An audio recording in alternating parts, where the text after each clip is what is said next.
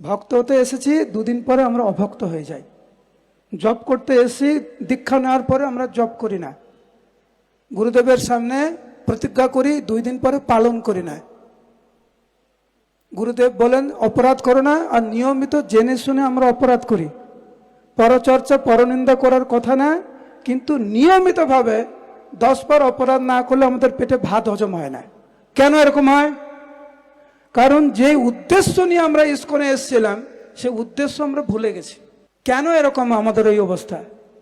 আমাদের দুরবস্থার জন্য আমরা দায়ী, আর কেউ দায়ী না। আমাদের ভক্তি জীবনে এই দুরবস্থার জন্য আর কেউ দায়ী নয়। বুঝেছি তো, আমরা শুনেছি, আমরা প্রতিজ্ঞা করেছি গুরুদেবের সামনে। কেন আমাদের এই দুরবস্থা? আমরা পথভ্রষ্ট হয়ে গেছি।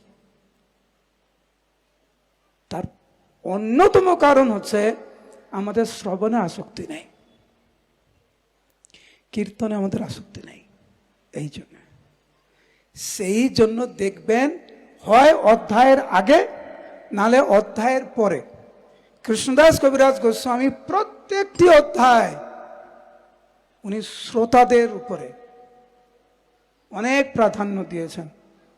প্রণাম করে, শাসন করে বারবার আমাদেরকে মনে করিয়ে দিয়েছেন যে মানব জীবনে শ্রবণ এবং কীর্তন ব্যতীত ভক্তি জীবনের কোনো অস্তিত্ব নাই।